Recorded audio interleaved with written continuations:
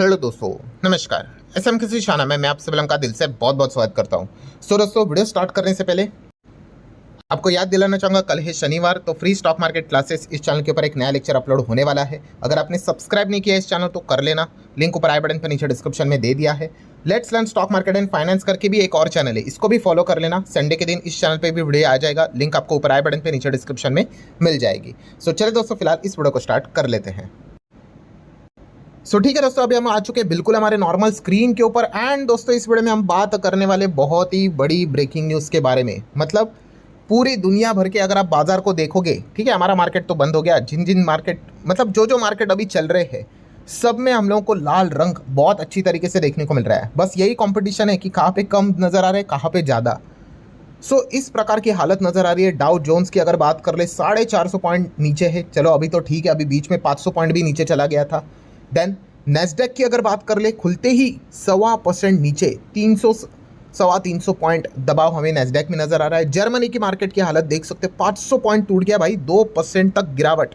15 तारीख आज ही की मैं बात यहाँ पे कर रहा हूँ। फुटसी की अगर बात कर ले तो यहाँ पे भी 0.25% तक की गिरावट।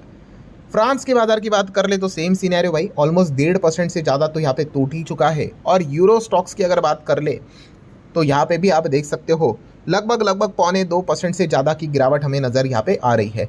मतलब पॉइंट यही है दोस्तों कि ग्लोबल मार्केट में, मेजर ग्लोबल मार्केट में हाहाकार मचते हुए देखने को मिला है। और इसके पीछे का रीज़न क्या है? तो दोस्तों, रीज़न है अमेरिका और चाइना, या फिर आप बोल सकते हो ट्रंप और शी जिनपिंग। इनके बीच में जो मीटिंग थी, आपको पता ही है, वो मीटिंग ख़त्म यहाँ पे हो चुकी है। और दोस्तों, ये जो मीटिंग यहाँ पे ख़त्म हो चुकी है, इससे रिलेटेड दोस्तों जो आउटकम का एक्सपेक्टेशन हम लोग लेकर चल रहे थे दोस्तों, लिटरली ऐसा कुछ भी होते हुए देखने को नहीं मिला है। कुल मिला के 5 पॉइंट्स है दोस्तों जो मैं आपके सामने यहाँ पे रखना चाहूँगा। पूरा बाजार, पूरी दुनिया उन 5 पॉइंट्स के ऊपर फोकस लगा के रखी हुई थी कि कुछ तो अच्छी खबर आएगी। And let me tell you दोस्तों, एक भी अच्छी खबर देखने को नहीं मिली है, एक भी। एंड इसी चीज़ के चलते दोस्तों ये दबाव देखने को मिल रहा है। सबसे इंपॉर्टेंट है दोस्तों पॉइंट नंबर 1, किस चीज़ को लेकर हमारा सबसे ज़्यादा फोकस था। मैंने पिछले संडे के दिन भी आपको बताया था कि इस हफ्ते का सबसे बड़ा इवेंट कौन सा है, सबसे बड़ी उम्मीद कौन सी है। यस, जो जंग चल रही है अभी, तो पूरी दुनिया तो जंग को लेकर ही तो परेशान है। ये जंग अगर रुक सकती है तो इस मीटिंग के बीच में ही यहाँ पे कोई आउटकम आ सकता है, इसी की पॉसिबिलिटी है। क्योंकि ईरान का करीबी अगर कौन है तो वो रशिया और चाइना ही है। और ट्रंप चाइना के पास यहाँ पे जा रहे हैं, मीटिंग होगा, तो ये बात तो हो नहीं सकती कि ईरान के साथ जो जंग चल रही है कि आउटकम कुछ निकल कर ना आ जाए। स्टेटमेंट नज़र आ गए। स्टेटमेंट क्या है भाई कि अमेरिका और चाइना दोनों ने बोल दिया, हाँ भाई हम एग्री है कि ये कॉन्फ्लिक्ट खत्म हो जाए। भाई ऐसा कौन बोलेगा कि नहीं भाई एक दूसरे की बैंड बजा दो। दोनों बोल दिए कि भाई हॉर्मुज यहाँ पे ओपन होना चाहिए, रीओपन होना चाहिए। बोलना अलग बात है भाई, करना अलग बात होती है। फर्स्ट पॉइंट बहुत ही क्लियर कट है दोस्तों, जो हम उम्मीद लेकर चल रहे थे, जो होप एकदम हायर लेवल की थी कि कुछ तो अच्छी खबर आएगी, कॉन्क्रीट खबर आएगी, ऐसा कुछ भी नहीं हुआ है। यस, मतलब जो जंग चल रही थी वो जंग वैसी ही चल रही है। और जैसे ही ये उम्मीद टूटी, ऑयल अगेन दोस्तों हमें अब 110 के करीब जाते हुए देखने को मिल चुका है। 3-3.25% की जंप देखने को मिल रही है। लेट मी टेल यू दोस्तों, अब क्या हो रहा है, काफ़ी लोगों को ऐसा डेली नज़र आ रहा है 2%, 3%। भाई ऑयल इतना नहीं भागता है। ऑयल अगर 1% के भी ऊपर भागा ना तो बहुत बड़ी चर्चा होती है। ये तो अब सिचुएशन ही इतनी ख़राब है, 3-3.25% ऑयल का भागना।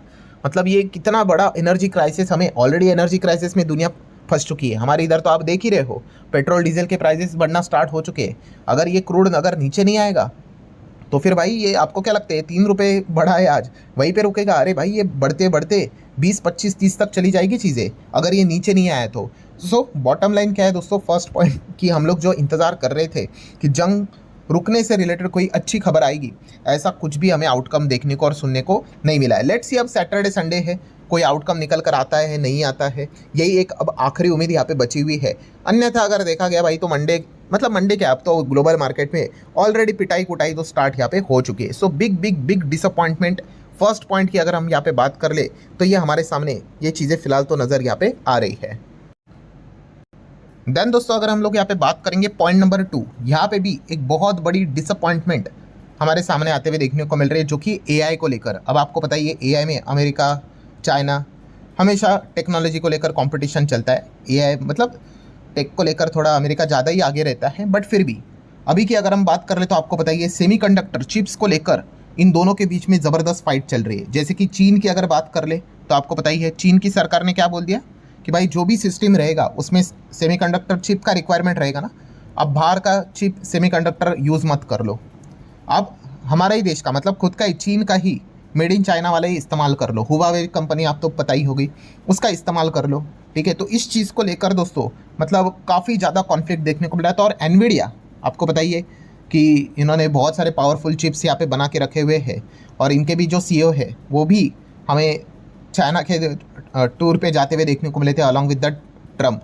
सो यहाँ पे भी उम्मीद थी कि कुछ तो यहाँ पे अच्छा होगा, बट नहीं दोस्तों, आप यहाँ पे देख सकते हो कि जो फाइनल आउटकम निकल कर आया है, कुछ भी ऐसा रिटर्न एग्रीमेंट देखने को नहीं मिला जहाँ पे चाइना एग्री किया होगा कि चलो चिप्स से रिलेटेड चीज़ों को यहाँ पे सॉल्व कर लेते हैं। कुछ भी नहीं। एनवीडिया का शेयर भी आप देख सकते हो 3-3.25% हमें नीचे गिरते हुए देखने को मिला है। बाकी एआई वाली कंपनियां भी पिटी हुई है, और नैस्डैक भी इसी कारण के चलते पिटते हुए देखने को यहाँ पे मिला है। मैं आपको ये आर्टिकल भी दिखा दूँ, यस आप देख सकते हो, मई 26 की बात है। Chinese government is actively restricting or blocking its domestic tech company from purchasing certain US made AI chip, including NVIDIA का जो H200 है एंड H20 है, ठीक है, उसको लेकर भी अप्रूवल सब कुछ है, ठीक है। अमेरिका ने भी खुद अप्रूवल दिया है, बट चाइना ही उस चीज़ को यहाँ पे खरीदने के लिए रेडी नहीं है, ठीक है। वहाँ की सरकारी इस चीज़ को यहाँ पे ब्लॉक कर रही है। सो उम्मीद थी कि कुछ तो यहाँ पे इस पॉइंट को लेकर डील होगी, इसलिए तो उनके सीईओ गए थे। कोई ऑफिशियल अनाउंसमेंट नहीं है, अनऑफिशियली तो भाई जो चाहे वो चीज़ें बोली जा रही है कि नहीं वो रेडी है, उनके कुछ 5-10 कंपनियां खरीदने के लिए रेडी है। ऑफिशियली कोई स्टेटमेंट नहीं है, अनऑफिशियली चल रहा है। और सबसे इंपॉर्टेंट होता है भाई स्टॉक रिएक्शन दिखा रहे हैं, देखो क्या माइनस में 3-3.25% यहाँ पे टूट रहा है। सो जो खबरें मार्केट में चल रही शायद से वो सच ना हो, यही फिलहाल तो चीज़ें समझ में आ रही है। देन दोस्तों पॉइंट नंबर 3 की अगर बात कर ले, बोइंग, आपको पता है ये दुनिया में हवाई जहाज बनाने वाली बड़े लेवल पे अगर कोई कंपनियां जिन्होंने मार्केट शेयर कैप्चर किया वो दो ही कंपनियां, एक है अमेरिका की बोइंग और दूसरी है फ्रांस की एयरबस। और भी बहुत सारी कंपनियां, बट वो छोटा मोटा ही काम करती है। बड़े लेवल पे तो यही दोनों चलते हैं, डियोपॉली है प्योरली। सो बोइंग को लेकर भी काफ़ी कुछ चीज़ें हुई थी। चाइना ने इनके प्लेन नहीं खरीदने की बात यहाँ पे की थी।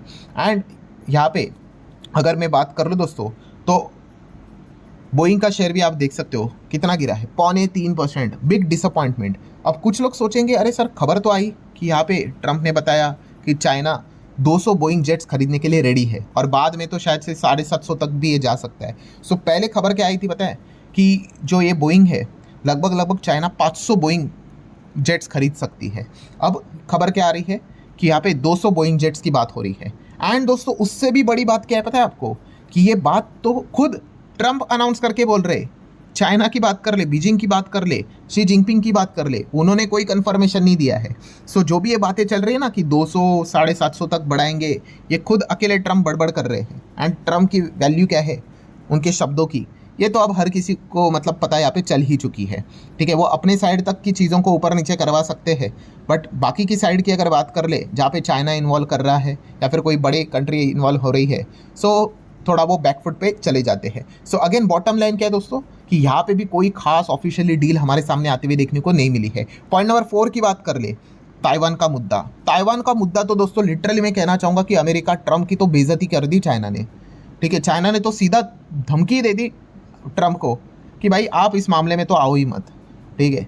सो मतलब एंड उस चीज़ को लेकर पूरी तरीके से ट्रंप एकदम शांत रहे, ठीक है। अब वहाँ पे लैंड होने के बाद भाई वो अपने अपने स्टेटमेंट देंगे, मैंने ये बोल दिया वो बोल दिया फलाना ढिमकाना। जब रिपोर्टर ने उनको पूछा ताइवान के मामले में, एकदम चुप, एक शब्द उनके मुंह से नहीं निकला, और वो भी 2 से 3 बार सवाल पूछा, पीठ दिखाकर चले गए। अब तो वहाँ पे जाके भाई बड़ी बड़ी बातें मारेंगे, वो तो चलता रहता है। सो पॉइंट क्या है दोस्तों, ताइवान वाला मुद्दा भी यहाँ पे एकदम साइलेंट, मतलब लिटरली दोस्तों ये मतलब बोलते हैं ना ताइवान को अनाथ करके छोड़ा, आप ऐसा भी बोल सकते हो। कल अगर चाइना ताइवान के ऊपर अगर अटैक करने की कोशिश करेगा, फॉर एग्जांपल, लगता नहीं भाई अमेरिका इसके बीच में पड़ेगा, ज़्यादा से ज़्यादा भाई वो हथियार पहुंचा देगा, उससे ज़्यादा कुछ नहीं, ठीक है।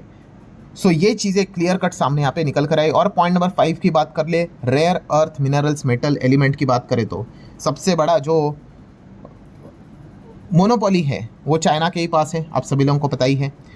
सो इसको लेकर भी उन्होंने रेस्ट्रिक्शन डाला था, ट्रंप ने अपने साइड से बहुत सारे स्टेटमेंट दिए थे, टैरिफ विरिफ की बड़ी बड़ी बातें की थी, 250-500% लगा दूंगा। उसको लेकर तो कुछ आउटकम निकल कर आएगा, कुछ भी नहीं।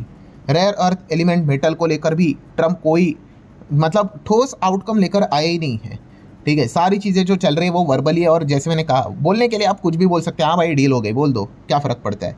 बट जैसे आपको पता ही है, एग्रीमेंट भाई, एग्रीमेंट अगर कुछ होता तो फिर हम बात मान लेते, कुछ भी यहाँ पे आउटकम यहाँ पे निकला नहीं। सो कंक्लूजन क्या है दोस्तों, कि चलो बाकी सारी चीज़ें तो उनकी अपने कंट्री के हिसाब से रहेगी, बट खास करके जो जंग को लेकर जो अनुमान था, एक्सपेक्टेशन था कि कुछ तो अच्छा आउटकम निकल कर आएगा, वो भी कुछ नहीं हुआ।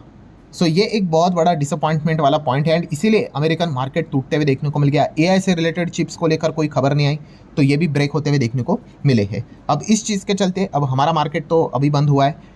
सो मंडे के दिन हमारे मार्केट के ऊपर क्या इसका इम्पैक्ट कैसे पड़ेगा, तो एक यहाँ पे मज़ेदार पॉइंट है दोस्तों, हमारे एडीआर अगर आप देखोगे तो इन्फोसिस का एडीआर और विप्रो का एडीआर भाग रहे भाई, क्योंकि हमारा तो एआई को लेकर कोई इतना खास लेना देना तो बड़े लेवल पे तो है नहीं। ठीक है, तो अच्छी बात है भाई, वहाँ पे बैंड बजे तो बैंड बजे। ठीक है, तो इसीलिए आप देख सकते हो ये तो अच्छा कर रहे हैं। और हमारा गिफ्ट निफ्टी भी अगर हम देखेंगे तो फिलहाल तो 80 पॉइंट ऊपर ही चल रहा है। ठीक है, मतलब जो हमारी निफ्टी जो थी 650 के आसपास, एंड गिफ्ट निफ्टी की बात कर ले तो 750 के आसपास, मतलब 100 पॉइंट का पॉजिटिव अपसाइड मूवमेंट हमें फिलहाल तो नज़र यहाँ पे आ रहा है।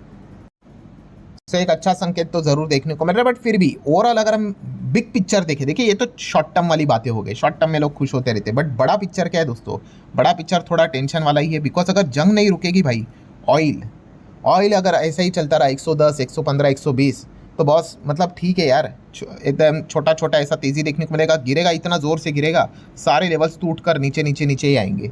सो ये छोटी छोटी चीज़ें तो अच्छी नज़र आ जाती है, बट अगेन बड़े लेवल पे अगर हम बात कर ले, ऑयल 3, सवा 3, 3.5% भागते हुए देखने को मिल रहा है।